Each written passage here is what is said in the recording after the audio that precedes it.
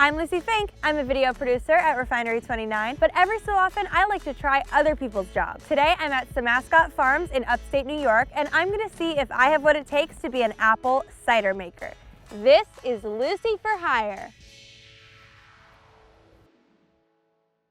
This fall, I took a long drive out of New York City and headed up to Samascott Orchards, a family-owned farm that grows fresh fruits and vegetables and also sells local honey, maple syrup, fresh popcorn, homemade ice cream, and so much more, including, of course, their famous homemade apple cider. I met with Jake, the owner and a fourth-generation farmer who, along with his family members, helps to run the entire operation.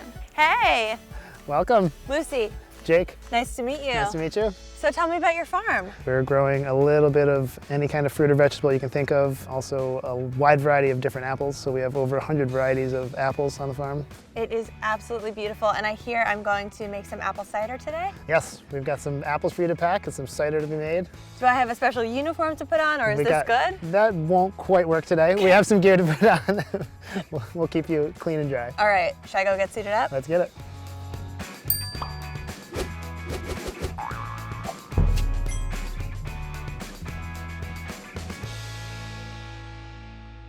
Your first challenge is sorting the apples.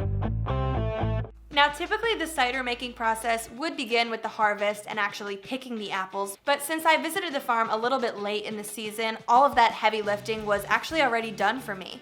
So I dove in midway through and I started out on the sorting line. So sorting process, we're taking the stored apple bins, 800 pounds in a bin, they're in the cooler, we're pulling them out. They go through the sorting line, so we're picking out the good quality apples for retail sales.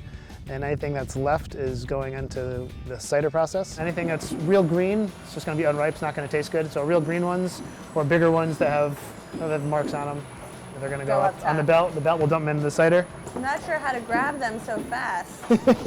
They keep coming around. It's a two-way belt, so whatever you miss this time will circle back around again. Anything that is visibly rotten or damaged, it will go into a separate bucket, which we'll feed to our animals.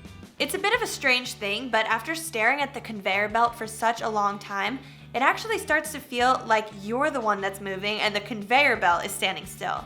We sorted out the apples that were damaged or a little bit too small, and we set them on the top belt to head to the cider making process. And then for the perfectly good apples, we stacked them into bins to sell them wholesale.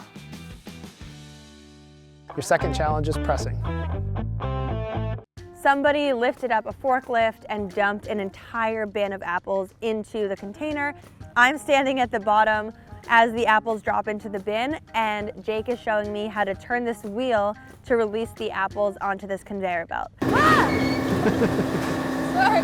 I turn the wheel and more apples than I expect dump out in front of me. In fact, so many apples come out that some are flying onto the floor. I'm getting a little stressed out. And then after they come out, I don't have that much time because I have to sort out all of the rotten ones before the apples get sucked into this machine where they're getting cleaned and then taken up on an elevator to be turned into apple sauce, essentially. We're using a rack and cloth press. We'll put down a plastic rack first, then there's a cloth which gets filled with the ground up apples, then that gets folded over so that none of that gets squeezed out. We just want the juice out. The cloth is really what's filtering the apple from the juice. Another plastic rack goes on top of that, and we keep layering up and up until we get to the 14th layer. As we're layering, we'll see juice coming right off of the plastic racks, dripping down into the tray. That right there is fresh apple juice. We can stick a cup under there and try that. Oh my gosh. Ah!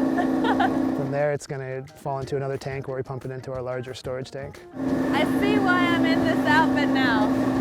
Very wet in here. After each rack and cloth section is filled, it's going to go under the press. It gets pressed. Once it's dried out, those cloths then have to be emptied so that we can refill them again. I might need it.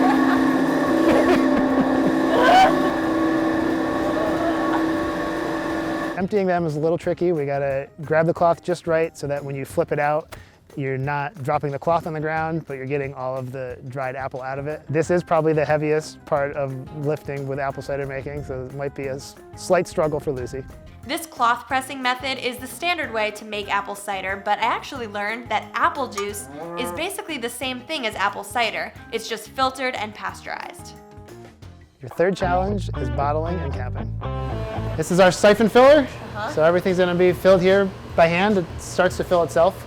Just gonna take it off, We have to just get them filled to the top, so you're gonna pick it up just a little bit. Ah! Oh no. Is that normal? That's, well, normal when you're starting, yeah. It's a little high. Yeah, no, that's fine. Okay. Yep, so we set it over here. We lost some precious juice today. Bottling is a little bit stressful. As long as the cider tap is turned on, you have to continue moving quickly unless you want the tank to overflow. As we're taking the bottles off, we'll see we're gonna splash a little cider, we're gonna make a little mess, but I think we'll get the hang of it. After we get the cider bottled and capped, we store it into bins in the cooler, ready to get put on a truck, which I'll be leaving at 3 a.m. tomorrow morning to get down to New York City. See you soon, wish me luck.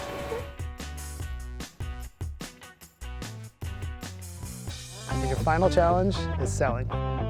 After a full day on the farm, we drove back to New York City and prepared to wake up bright and early the following morning to sell at the Union Square Green Market. The Green Market is a lively outdoor year-round market with stalls for regional farmers, fishers, bakers, and more. Compared to the vibe on Samascott Orchards, Union Square is absolutely electric. And I arrived at about 6 a.m. to start setting up with Jake and his team. It's quite a process once we get to New York City to start the selling. We're gonna unload everything first, get everything piled onto the tables, ready for display, and then we can start selling.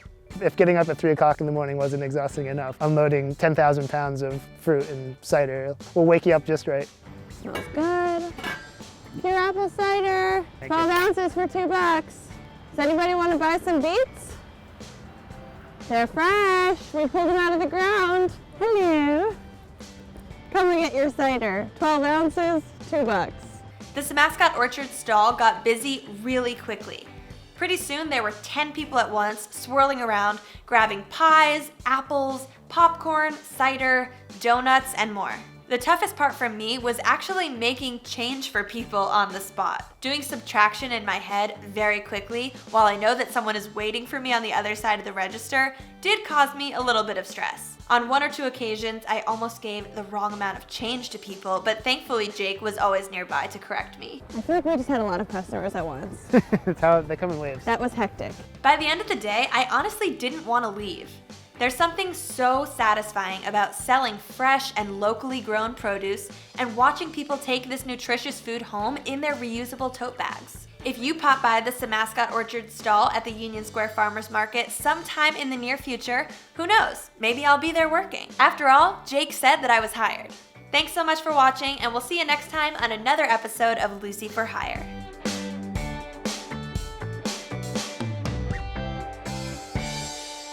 Hey YouTube, thanks for watching this episode of Lucie For Hire. Click here to watch another video in this YouTube series, right here to subscribe to R29 on YouTube, and right here for my personal YouTube channel. See ya!